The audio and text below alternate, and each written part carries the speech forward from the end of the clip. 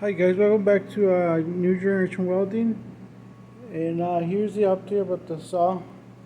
After about 2 months using it, or a month. I want to show you guys after I used it and I tested it, see how it was.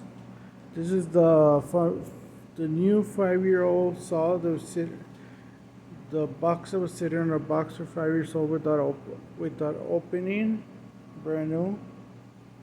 So I bought it, everything. Here's the top. I expected to be all rusted, but everything looked pretty good. It was well covered on oil. There was a few oil stains where it dried on the wings, but I was able to clean them off. It was kind of tough, but I did. The extension side, it was warped about a 1/4 inch, but I fixed it as much as I could. Now I had about a 30-second warped on it, and the fins still good, no rust on it. Everything seems pretty good. The only thing, like I said, it was a little bit of damage here, just a little bit of ball in the middle, but I don't think it's. I just think it was the way it was made, but it seems to be fine. You know, this fence rides real smooth. The only thing is when the pad's dry, like it gets real hard to move, so you gotta keep it lubricated all the time. And I know probably eventually it's gonna scratch the table, and I keep it as low as I can, because I cut a little thin, I cut a lot of thin acrylic from 1/8 inch to, most of it I cut is 1/8 inch and 1/4 inch, 3/16. So I was having a hard time cutting an 1/8 inch. That, and I made a zero end plate, zero clearance plate out of phenolic 3/8, and they discontinued this model, so I couldn't find any. They only had the new one for the PM2000B. They do have them. I tried to order this one. They say they have them in stock, but then they say they discontinue. So I ended up making this one. Seems to be working pretty good. The dust collector sucks, but better than what I had before on my Delta. And everything seems to be doing pretty good. This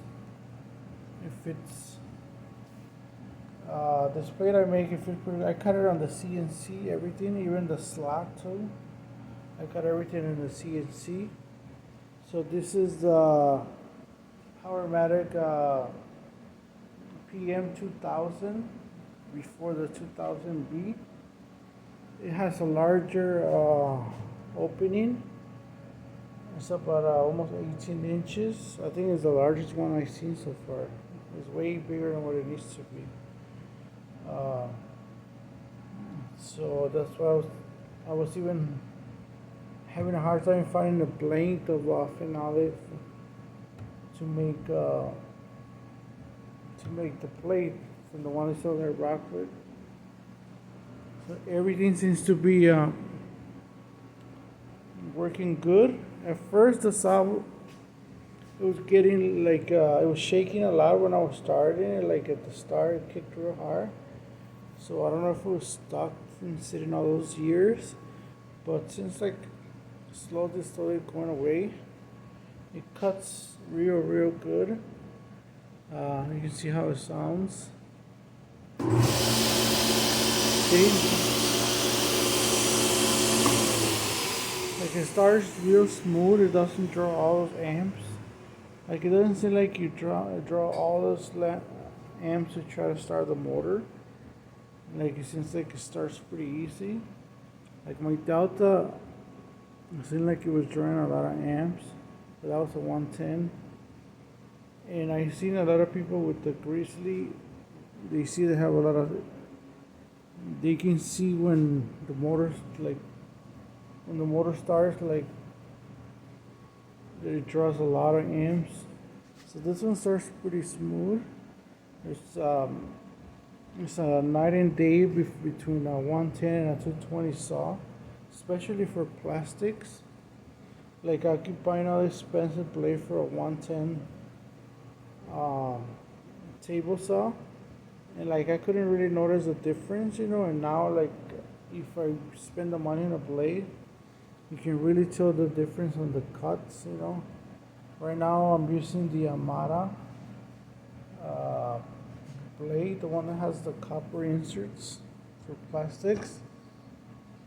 You can see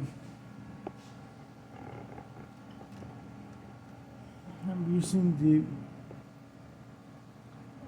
the Prestige. This is the best blade I have used so far. It has some little copper inserts in the hose, but that's like that's the best blade I have used for acrylic. Everything so smooth, and I buy all different ones, but so far that's the best I have used. So overall, I really like this saw. I mean, like I said, I took the chance on it. I got $1,000 cheaper than what they go by. It's brand new, but I don't have warranty on it, which I really wanted a Harvey table saw, which I'm still thinking of buying one and just putting it on that side facing the other way, but I don't know if if I just wanted it instead of needed it, it's not like I use this all the time. I'm trying to use it more than before because I'm trying to cut more, a little more accurate than what I had before. And I use my CNC router more than anything else. And right now I'm trying to do a little cleanup, and I'm using my laser. So like I cut these pieces on the saw, and then I engrave these circles on it, and then I put the ink on it, I paint it, and then I sand them down with the orbital, and they gotta look like this, polka dots. And I pretty much for the maces I make, I gotta make polka dots, checkers, and stripes. So that's pretty much it. I end up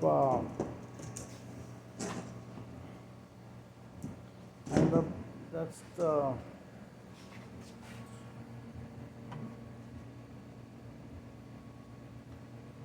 miter they came with.